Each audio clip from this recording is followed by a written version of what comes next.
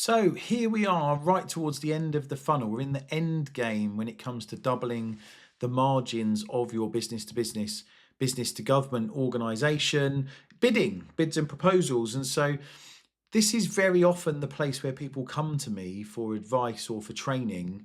And I have to break it to them that it won't have that bigger impact alone. And so that's why we've done all of the videos in the previous weeks, all the way through business planning, market research, marketing, key account management, capture before we get to this place.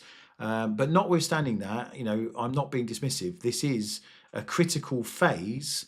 It's just, it sustains your business. It won't grow your business potentially if you're not doing a good job earlier in the funnel. Fundamentally, clients know who they want to work with before that RFP or ITT is ever released, most often.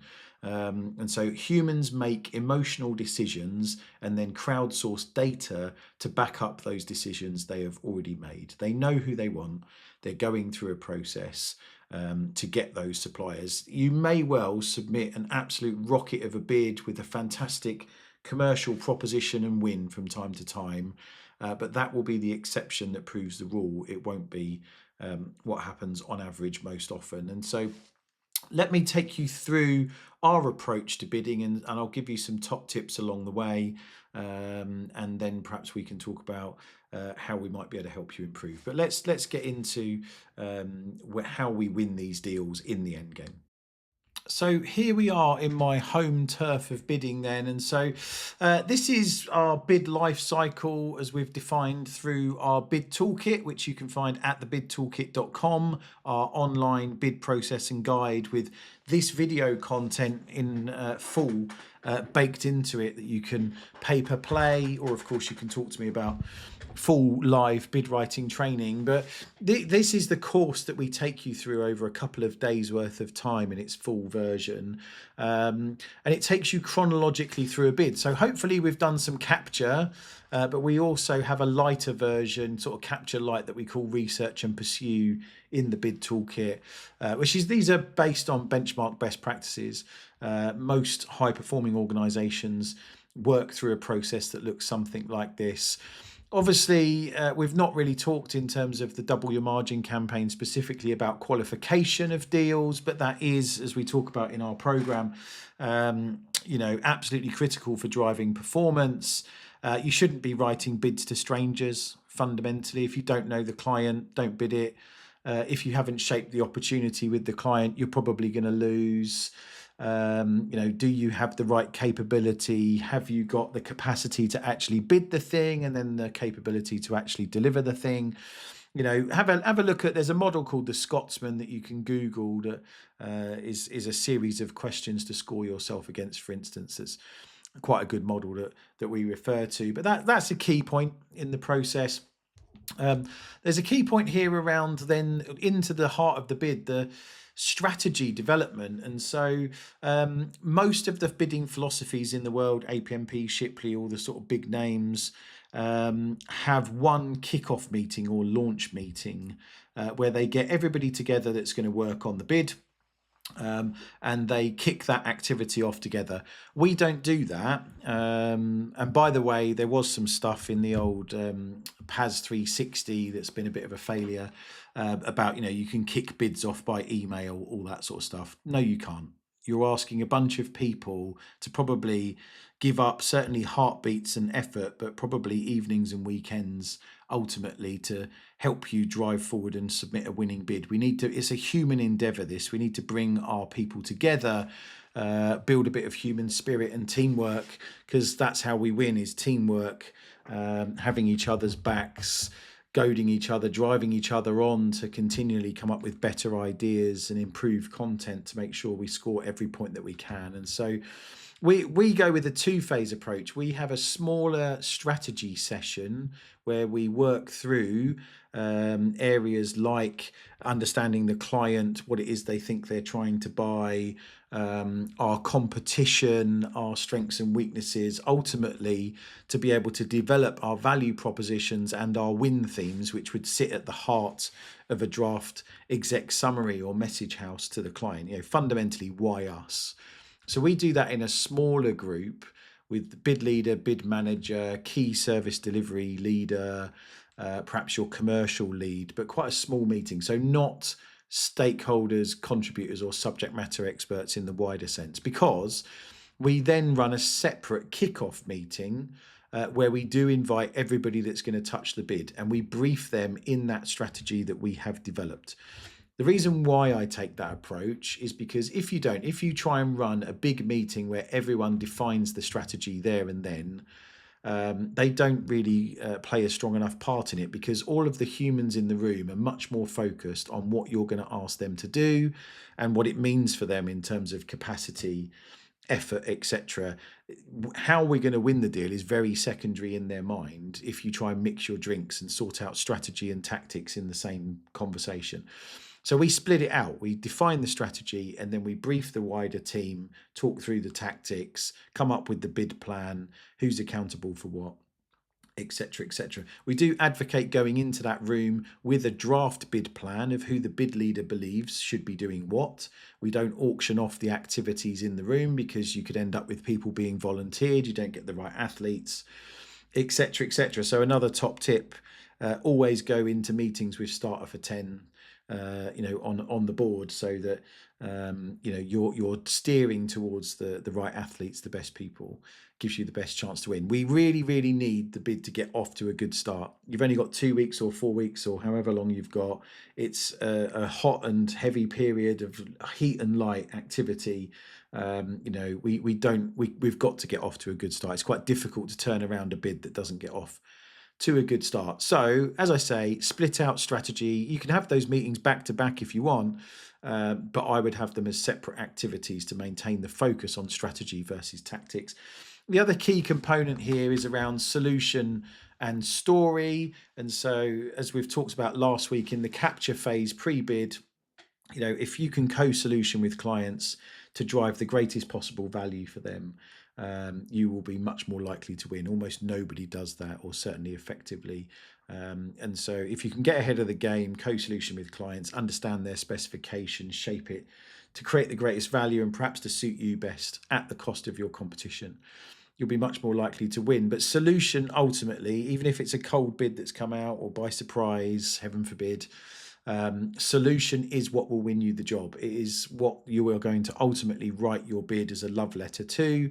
And so the more effort we can put into solution, the more thought, the more value we can distill for the client, the more likely you are to win. And so that's absolutely critical. Can't send people off in a kickoff meeting to go and write about stuff if we haven't defined what it is, how you're going to deliver the service, who's doing what, who interfaces with who. And then there's the other key component, the other half to that story, is storyboarding. So we did a top tips video actually yesterday on storyboarding of content. Go back and watch that one. Absolutely critical in how you make sure you squeeze all of the pips, score every point, whether it's public sector or private sector indeed, whether there's scoring criteria or not. You will be much more compelling, and you will be much more compliant if you can storyboard your responses effectively. And then that means you can go on and execute much more effectively in the heart of the bid when you're writing and pricing. I always say it's much like going on a first date. It's a good idea to think about what you're going to say before you turn up to the restaurant. Let's really define our strategy, solution, story before we send anyone off to write anything. And then this is actually the heart. I mean, we tend to say these first 4 components minus 1 to 2 are 25% of the bid program. If you've got 4 weeks, spend a week defining, making a good bid decision, defining your strategy, your solution and story. Spend 50% weeks 2 and 3 on writing, pricing, and then spend week 4, 25% ideally reviewing and making sure we safely submit our bid, making sure we squeeze all the pips, score every point. Another top tip, we do advocate having a first draft review about 60% of the way through the bid program, and then a red review, as some would call it, a second draft, much more detail orientated review about 85% of the way through the bid program. The reason why is there's likely to be problems. Someone's gone off sick, a case study hasn't panned out, we storyboarded something and went down a bit of a rabbit hole. You want to find out you've got a problem with 40% of your bid program left at 60% rather than 15 or 10 or 5% at a late red review late in the process. And so we advocate having 2 rounds of reviews. That first review could well just be the bid manager and bid leader sitting down and having a quick flick through some first drafts from everyone, but we really want to know that we've got a problem. And then, obviously it's into a runoff of safely submitting, etc., etc. We do have a separate course actually in pitching and presenting, which you're welcome to talk to us about, doing a good job of that. And obviously we do a whole load of work on handover and mobilise at the very tail end there in terms of continuous improvement, learning lessons and setting delivery teams up for success, mobilising.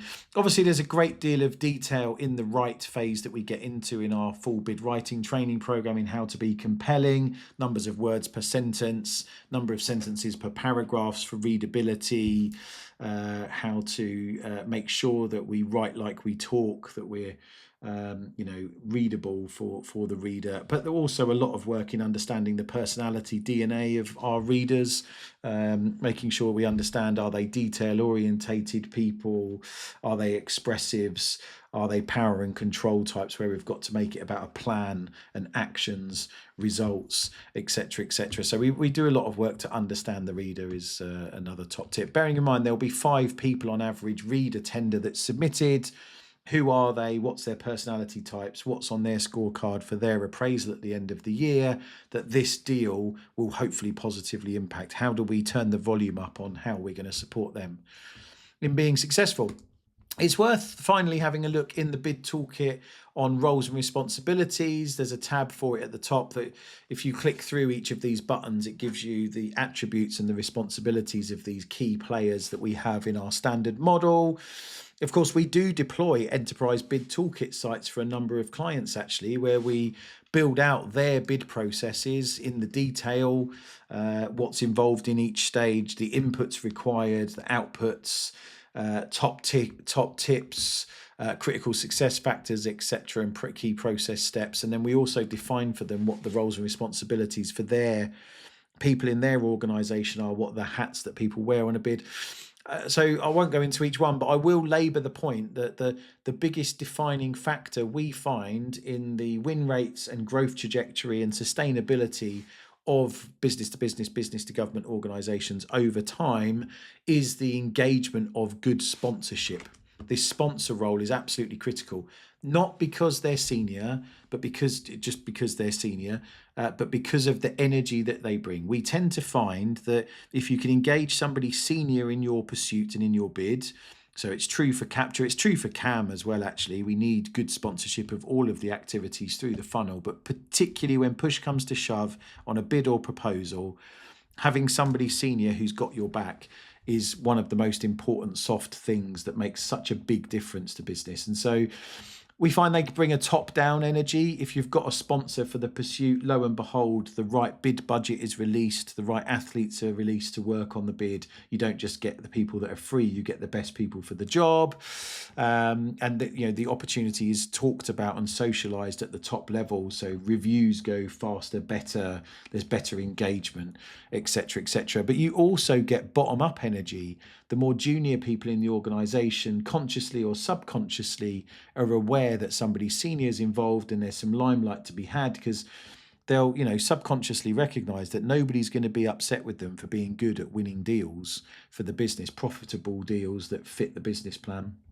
It's fantastic for your career if you're a delivery person or indeed a bidding person to be good at this stuff and be seen to be. So there's some limelight to be had, and so we get a bottom-up energy. Your bids tend to be more successful, people are more engaged, they put more effort in, they try harder, they come up with better ideas if a sponsor is engaged. And so hopefully you find that useful. As I say, do have a look at the bid toolkit at thebidtoolkit.com for the detailed processes that sit behind this, and do reach out to us for support. We can do maturity benchmarking sessions, we can do calls with you, coaching calls, etc., advisory stuff. We can help you build your processes, train your people, either bid teams and or your technical delivery people, anyone that touches a bid, and so you execute in the end game. But I will just reiterate the point. Life's a lot easier in this space if we've executed in capture and cam upstream in particular.